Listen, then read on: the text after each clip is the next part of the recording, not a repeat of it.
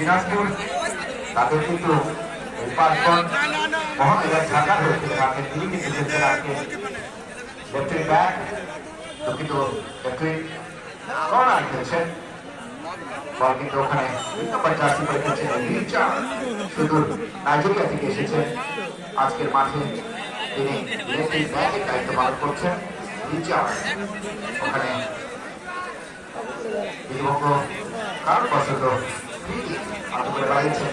উদ্দেশ্য ছিল ওখানে নিরস দলীয় অধিনায়ক পাস করেছে আবার সতীর্থ কাকে দেবে দেখছেন নিজের নিয়ন্ত্রণে রাখবার প্রচেষ্টা বল দখল করবার জন্য